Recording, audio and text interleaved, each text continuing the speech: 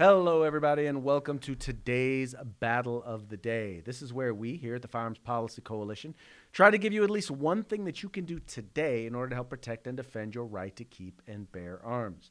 Once again, as we all know, you guys are probably kind of used to this by now, we are talking about the state of California and a measure that's been introduced, and now this is similar to a measure that's being introduced all across the country as well as at the federal level. And that is a bill that would actually limit the ability of those 18 to 20 to be able to purchase a long gun. And in California's position, that would be Assembly Bill 3, California Assembly Bill 3.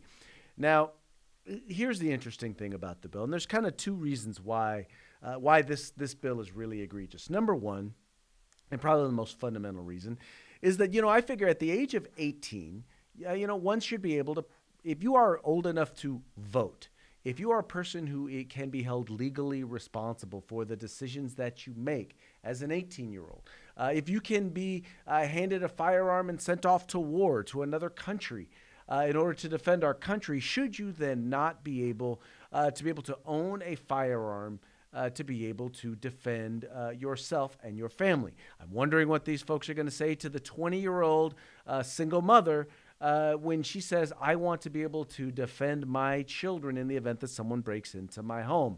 I guess they're going to tell her, well, maybe you need a whistle.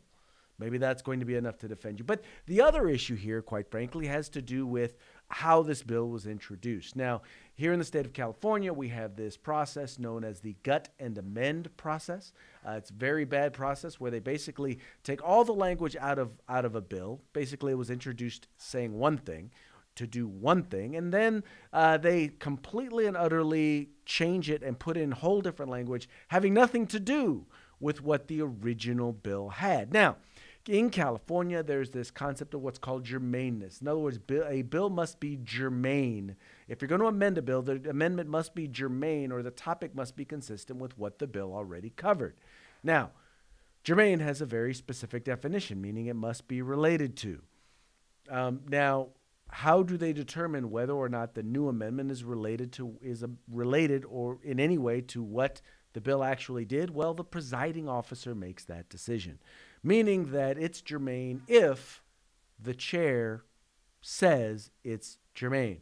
One day I would just love for somebody to challenge the literacy of the chair, because quite frankly, no one can read what Assembly Bill said before with what it said, with what it now says. There's no way anyone can read the two, compare the two, and determine that the topic is anywhere close to germane.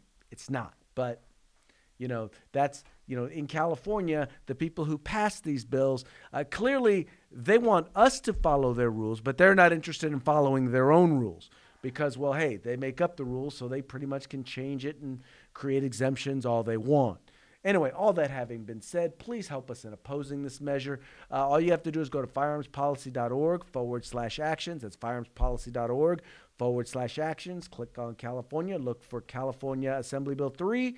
And all of the information that you need in order to make your voice heard and send a message to those who will be voting on this bill will be right there. Or I'll make it even easier for you. All you have to do is go to the link in the description to this video, and that will take you exactly where you need to go.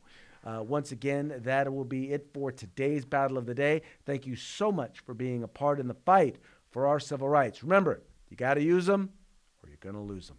We'll talk to you later.